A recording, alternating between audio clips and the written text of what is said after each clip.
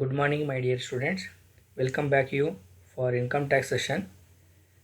Today we will look into 6 marks problems on income from business chapter.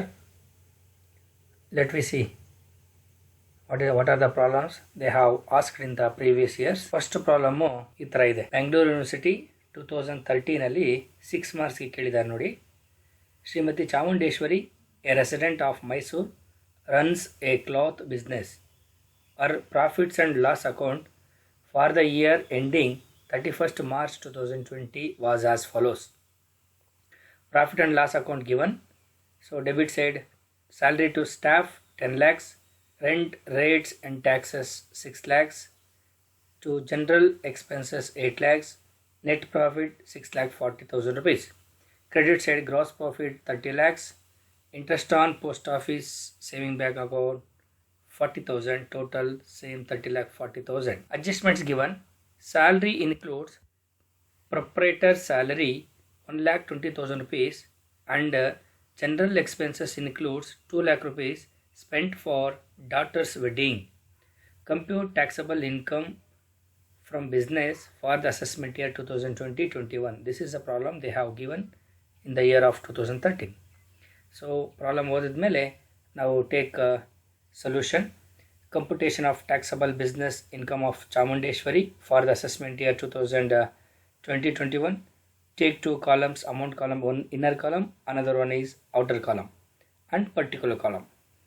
So first we have to take net profit. See, net profit 6,40,000 as per profit and loss account. Net profit I have to written in the particular column. So second column ಅಲ್ಲಿ amount 6,40,000 ಬರೀರಿ. ನಾವು first step ಏನಪ್ಪ ಅಂತಂದರೆ add inadmissible expenses but debited to P and L account.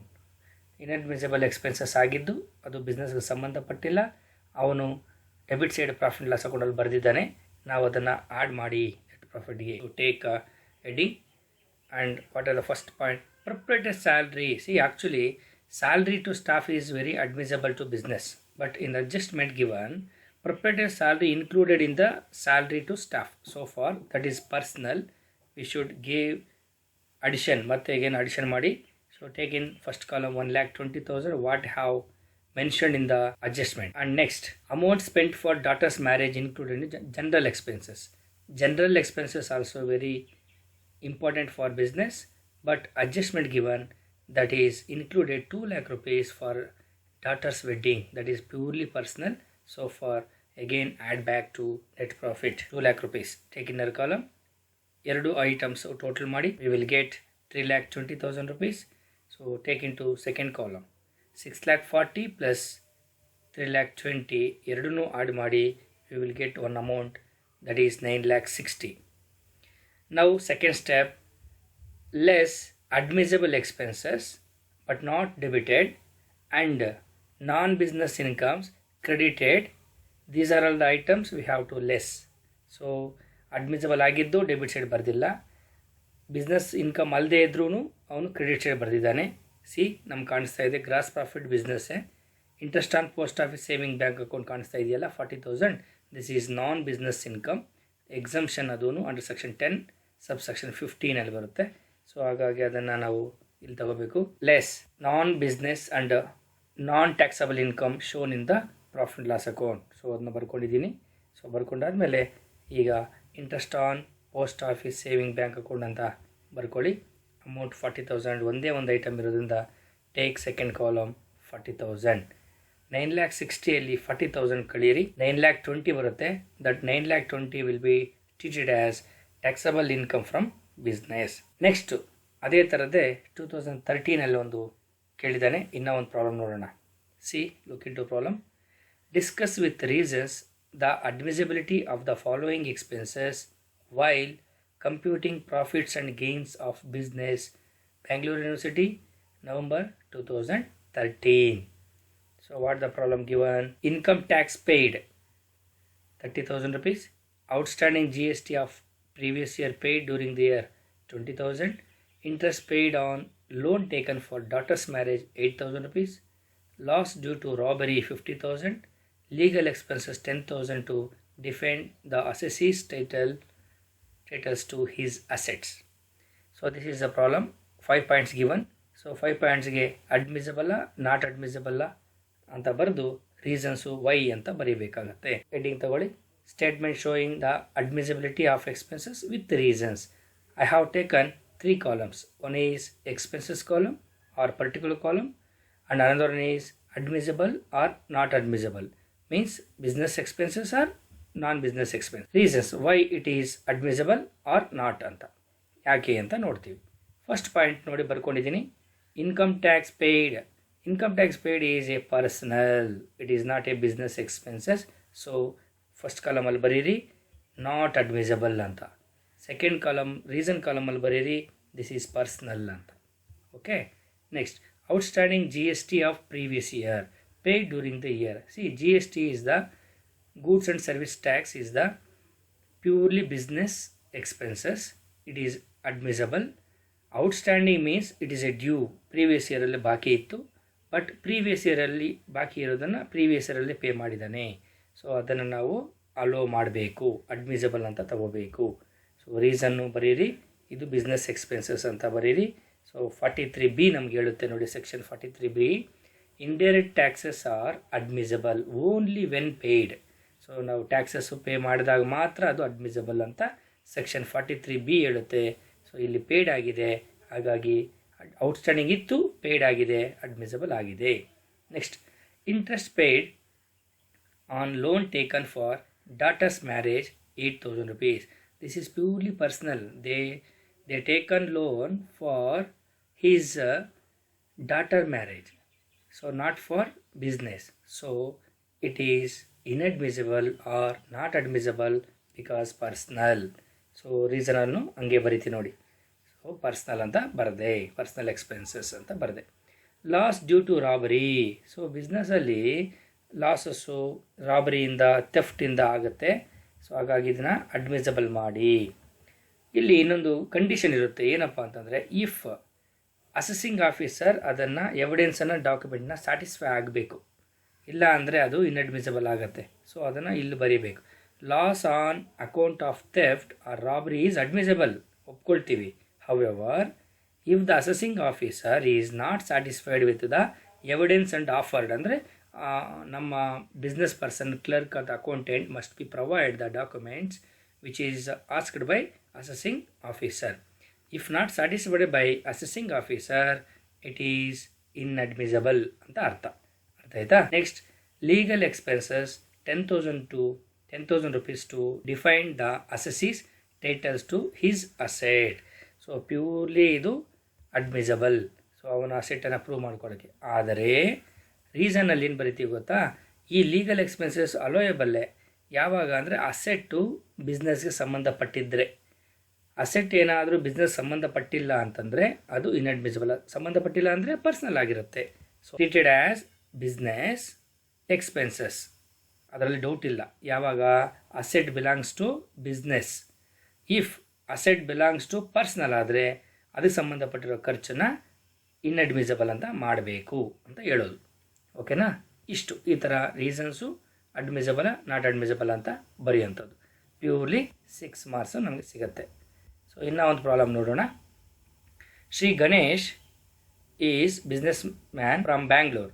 ಈ want to your advice regarding the admissibility or otherwise of the following expenses and losses under the provision of Income Tax Act 1961. See, problems ಈ ಥರ ಇದೆ. Penalty paid to custom authority for importing prohibited goods from Australia. Loss of 1,20,000 snatched away from the cashier possession while going to bank to deposit the amount. Brokerage paid raising a loan of 10 lakhs. Commission of 50,000 rupees paid secure a business order. Compensation of 2 lakh rupees paid to an employee for premature termination of his service. So this is a problem. So you have to write admissible or not anta. So 2 columns ತಗೊಂಡ್ರೆ ಸಾಕಿಲ್ಲಿ. Solution, statement showing the admissibility or of expenses. ಇದು ನಾವು admissibility ಮಾಡ್ಬೋದಾ ಬೇಡವಾ ಅಂತ. 2 columns enough because they have not asked reasons. So expenses admissible or not. First point, penalty paid to custom authorities for importing prohibited goods. ಇಷ್ಟು ಸಾಕು. Prohibited goods ಅಂತಂದರೆ ಏನು ಅಂದರೆ ಕಾನೂನು ವಿರುದ್ಧವಾಗಿದೆ ಆ ಗೂಡ್ಸನ್ನು ಆಮದು ಮಾಡಿಕೊಳ್ಳೋದು ಅಂತ, ಅದಕ್ಕೆ ಫೈನ್ ಕಟ್ಟಿದ್ದಾರೆ. ಸೊ ಆದಾಗ ಇಲ್ಲೀಗಲ್ ಆಗುತ್ತೆ, ಅದು ಬಿಸ್ನೆಸ್ಸಲ್ಲಿ ನಾಟ್ ಅಡ್ಮಿಸಬಲ್ ಆಗುತ್ತೆ. Next, loss of 1,20,000 rupees snatched. ಇದು ಬಿಸ್ನೆಸ್ಸಲ್ಲಿ ನಡೀತಾ ಇರುತ್ತದೆ. ಕೆಲವೊಂದು ಎಲ್ಲ ಮನುಷ್ಯರು ಒಂದೇ ಥರ ಇರೋದಿಲ್ಲ. ಸೊ ಕಳ್ತನ ಮಾಡುವಂಥ ವ್ಯಕ್ತಿಗಳು ಇರ್ತಾರೆ, ಬುದ್ಧಿಜೀವಿಗಳು ಇರ್ತಾರೆ, ಧರ್ಮ ವ್ಯಕ್ತಿಗಳು ಇರ್ತಾರೆ. ಸೊ ಹಾಗಾಗಿ ಅದೆಲ್ಲ ಕಾಮನ್ ಅಡ್ಮಿಸಬಲ್.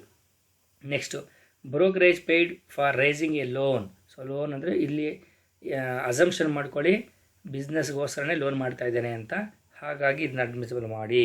ಪರ್ಸ್ನಲ್ಗೆ ಏನಾದರೂ ಲೋನ್ ಮಾಡಿದ್ರೆ ಇನ್ಅಡ್ಮಿಸಬಲ್ ಆಗುತ್ತೆ.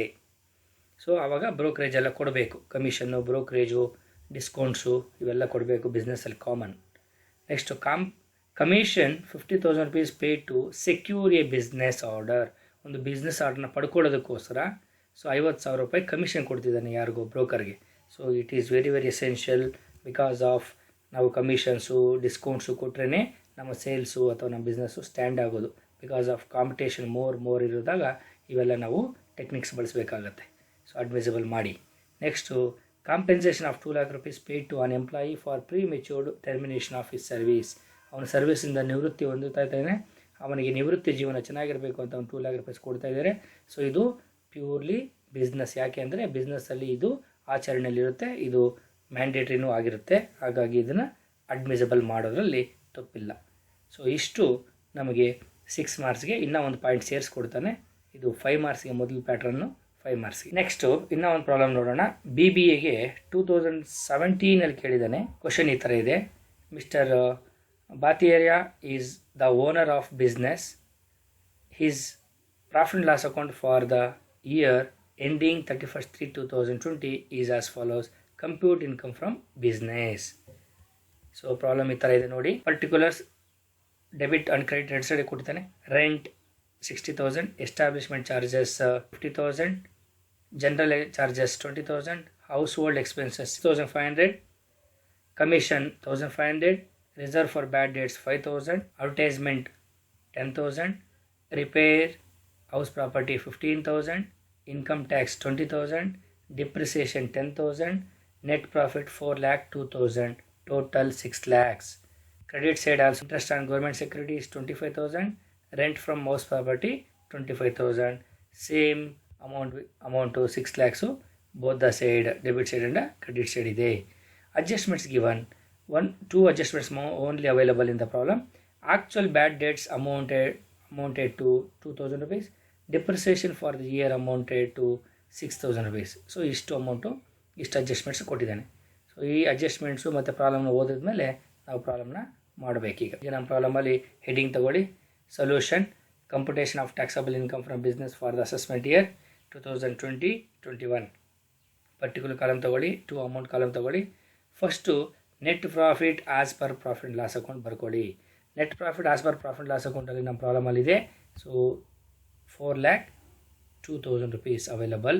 So same amount must be right in the second column, 4,02,000 rupees. Okay, first step, inadmissible expenses debited to profit and loss account. So heading ಹಾಕೊಳ್ಳಿ. So inadmissible expenses but debited, ಅದು debit side ಬರ್ದಿದ್ದಾರೆ ಅಂತ. So ಆ ಥರದ್ದು ಯಾವ್ಯಾವ್ದು item ಇದೆಯಪ್ಪ ಅಂದರೆ house hold expenses. So house hold expenses ಅಂದ್ರೆ ಗೊತ್ತು ನಿಮಗೆ, ಮನೆ ಖರ್ಚುಗಳು. ಸೊ ಎಷ್ಟಿದೆ? 6,500 ಇದೆ. ಎಸ್ಟಾಬ್ಲಿಷ್ಮೆಂಟ್ ಚಾರ್ಜಸ್ 50,000 ಬೇಕು ಬಿಸ್ನೆಸ್ಗೆ. ಯಾಕೆ ಅಂದರೆ ಬಿಸ್ನೆಸ್ನ ರನ್ ಮಾಡೋದಕ್ಕೆ ಎಸ್ಟಾಬ್ಲಿಷ್ಮೆಂಟ್ಗೆ ಆಗೋ ಖರ್ಚುಗಳು ಬೇಕಾಗುತ್ತೆ. ಜನರಲ್ ಚಾರ್ಜಸ್ಸು ಅಂದರೆ ಮಿಸ್ಲಿನಿಯಸ್ಸು, ವಾಟರು ಬಿಲ್ಲು, ಎಲೆಕ್ಟ್ರಿಸಿಟಿ ಬಿಲ್ಲು, ಇವೆಲ್ಲ ಜನರಲ್ ಚಾರ್ಜಸ್ ಇರುತ್ತೆ. ಟೀ ಕಾಫಿ ಅತಿಥಿಗಳು ಬಂದಾಗ ಇವೆಲ್ಲ ಜನರಲ್ ಚಾರ್ಜಸ್ ಆಗಿರುತ್ತೆ, ಇದು ಬಿಸ್ನೆಸ್ಗೆ ಬೇಕು. Next third point, house hold expenses purely personal. So ಮನೇಲಿ ಮಾಡಿರೋ ಖರ್ಚನ್ನ ಇಲ್ಲಿ ಬರೆದಿದ್ದಾನೆ, ಅದನ್ನು ನಾವು ಫಸ್ಟ್ ಕಾಲಮ್ ತಗೊಳ್ಳಿ, 6,500. Okay, next point RBDD. ನಾನು ಮೊದಲು ಹೇಳಿದ್ದೆ ರಿಸರ್ವ್ಸು, ಪ್ರಾವಿಷನ್ಸು ಇನ್ಕಮ್ ಟ್ಯಾಕ್ಸಲ್ಲಿ ಅಲೋ ಮಾಡಲ್ಲ, ಆ್ಯಕ್ಚುಲಿ ಪೇಯ್ಡ್ ಮಾತ್ರ ಅಲೋ ಮಾಡ್ತೀವಿ. So 5,000 rupees take first column. ನಮಗೆ ಪ್ರಾಫಿಟ್ ಲಾಸ್ ಅಕೌಂಟಲ್ಲಿ ಡೆಬಿಟ್ ಸೈಡ್ ಕಾಣಿಸ್ತಾ ಇದೆ ನೋಡಿ. ಕಮಿಷನ್ ಬೇಕು, ರಿಸರ್ವ್ ಫಾರ್ ಬ್ಯಾಡ್ ಡೇಟ್ಸು ಬೇಕಾಗಿಲ್ಲ. ಅಡ್ವರ್ಟೈಸ್ಮೆಂಟ್ ಬಿಸ್ನೆಸ್ಗೆ ಬೇಕು. Advertisement is the very important tool ಅಂತಲೇ ಕರಿತೀವಿ ಸೇಲ್ಸ್ಗೆ. ಸೊ ಅದಕ್ಕಾಗಿ ಅದು ನಮಗೆ ಬೇಕು. Next repair house property repair ಅಂದರೆ ಪರ್ಸ್ನಲ್ ಅದು. ಸೊ ಹಾಗಾಗಿ ಅದನ್ನು ನಾವು ತಗೋಬೇಕು ಇಲ್ಲಕ್ಕೆ. ಸೊ ತಗೊಳ್ಳಿ, ಎಷ್ಟಿದೆ ಅಮೌಂಟು? 15,000 ಇದೆ. Take in the first column. After that, so next item ಏನಿದೆ ನಮ್ಮ ನೋಡಿ, income tax purely personal. GST ಆದರೆ ಅಲೋಯಬಲ್ ಬಿಸ್ನೆಸ್ಗೆ. ಸೊ ಎಷ್ಟು ಅಮೌಂಟ್ ಇದೆ ಅದು? 20,000. Take first column. And last depreciation ಇದೆ. ಡಿಪ್ರಿಸಿಯೇಷನ್ ಪ್ರಾಫಿಟ್ ಲಾಸ್ ಅಕೌಂಟಲ್ಲಿ 10,000 ಇದೆ. ಬಟ್ ಅಡ್ಜಸ್ಟ್ಮೆಂಟಲ್ಲಿ 6,000 ಇದೆ. ಅಡ್ಜಸ್ಟ್ಮೆಂಟಲ್ಲಿ ಕೊಟ್ಟಿರೋದು ಇನ್ಕಮ್ ಟ್ಯಾಕ್ಸ್ ರೂಲ್ ಪ್ರಕಾರ, ಇಲ್ಲಿ ಬರೆದಿರೋದು ಅಕೌಂಟೆಂಟ್ ಪ್ರಕಾರ. ಬಟ್ ಅಕೌಂಟೆಂಟ್ ನಾವು ಅಕ್ಸೆಪ್ಟ್ ಮಾಡಬಾರ್ದು, ಇನ್ಕಮ್ ಟ್ಯಾಕ್ಸನ್ನು ಅಕ್ಸೆಪ್ಟ್ ಮಾಡಬೇಕು. ಸೊ ಹಾಗಾಗಿ ಇದನ್ನು 6,000 ಅಲೋ ಮಾಡಬೇಕು, 10,000 ಇನ್ಅಡ್ಮಿಸಿಬಲ್ ಮಾಡಬೇಕು. ಸೊ ಇದೊಂದು ಮೆಥಡ್. ಹಾಗಾಗಿ ನಾವು ಡಿಪ್ರಿಸಿಯೇಷನ್, ಎಕ್ಸಸ್ ಆಫ್ ಡಿಪ್ರಿಸಿಯೇಷನ್ ಬರಿತೀವಿ. 10,000 ಮೈನಸ್ 6,000. ಸೊ ಎಷ್ಟು? 4,000 ಜಾಸ್ತಿ ಬರ್ದಿದ್ದ, ಅದು ಇನ್ಅಡ್ಮಿಸಿಬಲ್ ಮಾಡಿ. ಸೊ 4,000 ಬರ್ದಿದ್ದೀನಿ. Okay right. ಈಗ ಎಲ್ಲ ಟೋಟಲ್ ಮಾಡಿ ಸೆಕೆಂಡ್ ಕಾಲಮ್ ತಗೊಳ್ಳಿ. 50,500 ಬರುತ್ತೆ.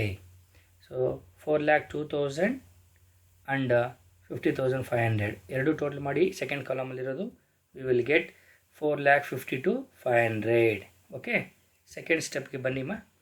Less admissible expenses and non business incomes. ಇದು ಬಿಸ್ನೆಸ್ಸಲ್ಲಿ ಖರ್ಚಾಗಿದೆ, ಆದರೆ ಡೆಬಿಟ್ ಸೈಡ್ ಬರೆದಿಲ್ಲ. ಇಲ್ಲಿ ಬರೆದಿರ್ತಾರೆ, ಅಡ್ಜಸ್ಟ್ಮೆಂಟಲ್ಲಿ ಬರೆದಿರ್ತಾರೆ ಒಂದು. ಮತ್ತು ಕ್ರೆಡಿಟ್ ಸೈಡು ಬಿಸ್ನೆಸ್ ಇನ್ಕಮ್ಸ್ ಅಲ್ಲ, ಆದರೂ ಬರೆದಿದ್ದಾನೆ. ಬಿಸ್ನೆಸ್ ಇನ್ಕಮ್ ಅಲ್ಲದೆ ಇರೋದನ್ನ ತೆಗಿಬೇಕಾಗತ್ತೆ. ಸೊ ಅದು ಯಾವ್ಯಾವುದಿದೆ ಅಂದರೆ, ಫಸ್ಟು ಬ್ಯಾಡ್ ಡೆಟ್ಸ್. ಸೊ ಬ್ಯಾಡ್ ಡೆಟ್ಸ್ ನೋಡಿ, ಅಡ್ಜಸ್ಟ್ಮೆಂಟಲ್ಲಿ ಒಂದೇ ಒಂದು ಐಟಮ್ ಇದೆ, ಎರಡಿತ್ತು, ಒಂದಾಗಿದೆ. ಡಿಪ್ರಿಸಿಯೇಷನ್ ಅಡ್ಜಸ್ಟ್ಮೆಂಟ್ ಮುಗೀತು. ಆ್ಯಕ್ಚುಲಿ ಬ್ಯಾಡ್ ಡೆಟ್ಸ್ ಅಮೌಂಟು 2,000 ಇದೆ, ಅದನ್ನು ತಗೋಬೇಕು. ಸೊ ಅದನ್ನ ನಾನು ಇಲ್ಲಿ ತಗೊಳ್ತಾ ಇದ್ದೀನಿ, ಫಸ್ಟ್ ಕಾಲಮಲ್ಲಿ 2,000. ಸೊ ಅದಾದಮೇಲೆ ಇನ್ನು 1 by 1 ಬಂದು ನೋಡ್ಕೊಂಬಿಡಿ ಒಂದೇ ಸಲ. ನೋಡಿ, ಗ್ರಾಸ್ ಪ್ರಾಫಿಟ್ ಆದಮೇಲೆ ಇಂಟ್ರೆಸ್ಟ್ ಆನ್ ಗೌರ್ಮೆಂಟ್ ಸೆಕ್ಯೂರಿಟೀಸಲ್ಲಿ ಇನ್ವೆಸ್ಟ್ ಮಾಡಿದ್ದಾನೆ, ಇಂಟ್ರೆಸ್ಟ್ ಬಂದಿದೆ, ಅದು ಬಿಸ್ನೆಸ್ ಅಲ್ಲ. ರೆಂಟ್ ಫ್ರಮ್ ಹೌಸ್ ಪ್ರಾಪರ್ಟಿ, ಅವನ ಮನೆ ಬಾಡಿಗೆ ಕೊಟ್ಟಿದ್ದಾನೆ, ಅದರಿಂದ ದುಡ್ಡು ಬಂದಿದೆ, ಅದು ಬಿಸ್ನೆಸ್ ಅಲ್ಲ. ಈ ಎರಡು ಐಟಮ್ಸ್ನು ತೆಗಿಬೇಕು, ನಾನ್ ಬಿಸ್ನೆಸ್ ಅಂತ. ಸೊ ಹಾಗಾಗಿ ತೆಗೀರಿ. Interest on government securities amount ಈಗಾಗಲೇ ನೋಡಿದ್ರಿ, 25,000. Take in the first column. Next item rent from house property. So ಅದನ್ನು ನೋಡಿದ್ದೀವಿ. ಈಗ ಅಮೌಂಟ್ ನಮ್ಮ ಹತ್ರ 25,000 ಇತ್ತು. ಸೊ ಅದನ್ನು ಫಸ್ಟ್ ಕಾಲಮ್ ತೊಗೊಳ್ಳಿ. ಈಗ ಈ 3 ಐಟಮ್ಸು ಏನು ನಮ್ಗೆ ಕಾಣಿಸ್ತಿದೆ, 2,000, 25,000, 25,000 3 ಆಡ್ ಮಾಡಿ ಔಟ್ ಕಾಲಮ್ಗೆ ತಗೊಳ್ಳಿ. 52,000 ಬರುತ್ತೆ. 52,000 ಸೆಕೆಂಡ್ ಕಾಲಮ್ ತೊಗೊಂಡೆ. 4,52,500 ಮೈನಸ್ 52,000 ಲೆಸ್ ಮಾಡಿ. So we will get 4,05,000 rupees. 4,05,000 rupees pure ಆಗಿ ನಾವು ಟ್ಯಾಕ್ಸಬಲ್ ಇನ್ಕಮ್ ಫ್ರಮ್ ಬಿಸ್ನೆಸ್ ಅಂತ ಕರಿಬೋದು. ಸೊ ಇದನ್ನು ನಾವು ಇದ್ರ ಮೇಲೆ ಇನ್ಕಮ್ ಟ್ಯಾಕ್ಸ್ನ ಕ್ಯಾಲ್ಕುಲೇಟ್ ಮಾಡಬೇಕಾಗತ್ತೆ. ಸೊ ನೆಟ್ ಪ್ರಾಫಿಟ್ ನಮ್ಗೆ ಬಂದಿದ್ದು 4,02,000 as per the accountant. But income tax ಪ್ರಕಾರ ನೋಡಿದಾಗ 4,05,000 ಬರುತ್ತೆ. ನೋಡಿದ್ರಾ, ಇನ್ನೂ ಕಡಿಮೆನೇ ಆಯಿತು, ಏನು ತೊಂದರೆ ಇಲ್ಲ. ಸೊ ಕಡಿಮೆನೇ ಆಗ್ಬೋದು, ಜಾಸ್ತಿನೇ ಆಗ್ಬೋದು, but this is the method which is calculated. Okay, so I hope ಎಲ್ಲರೂ ಅರ್ಥ ಆಗಿದೆ ಅಂತ ಅನ್ಕೋತೀನಿ. Thank you one and all.